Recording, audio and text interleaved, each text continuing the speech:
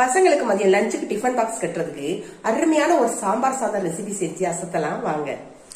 ஒரு கப் அரிசிக்கு ஒரு கப் துவரம்பருப்பு எடுத்து நல்லா கழுவிட்டு அரை மணி நேரம் ஊற வச்சுட்டு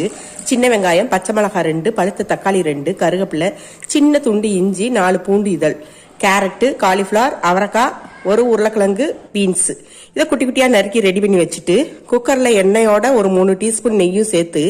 ஒரு பட்டை, ஒரு கிராம்பு, ஒரு ஏலக்காய் போட்டு கடுகு பருப்பு, வெந்தயம், பெருங்காயம் போட்டு தாளிச்சுட்டு வெங்காயம், பச்சை மிளகாய், கருவேப்பிலை, தக்காளியை போட்டு தக்காளி நல்லா குலைவா வெந்ததும் இஞ்சி, பூண்டு, உருளைக்கிழங்கு, அவரைக்காய், பீன்ஸ், காலிஃபிளவர், கேரட் இது எல்லாத்தையும் ஒவ்வொன்றா போட்டு நல்லா வதக்கிட்டு ஒரு டீஸ்பூன் மஞ்சள் தூள், 3 டீஸ்பூன் சாம்பார் பொடி சேர்த்து 6 டம்ளர் தண்ணியை ஊற்றி தேவையான அளவு உப்பு, 1/4 டீஸ்பூன் கரம் மசாலா பொடி போட்டு தண்ணி நல்லா கொதிக்க ஆரம்பிச்சதும் ஊற வச்சிருக்கிற அரிசி பருப்பையும் போட்டு குக்கர்ல 2 சத்தத்துக்கு வச்சு இறக்கி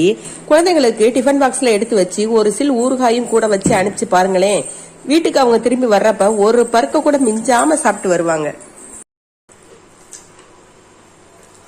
ரொம்ப கெட்டியா இல்லாம சரியான பதத்துல சாப்பிடறதுக்கு செம்ம டேஸ்டா இருக்குங்க. நீங்களும் இது போல சாம்பார் சாதம் சமைச்சு சாப்பிட்டு பார்த்து எப்படி இருந்ததுன்னு கமெண்ட்ல சொல்லுங்க.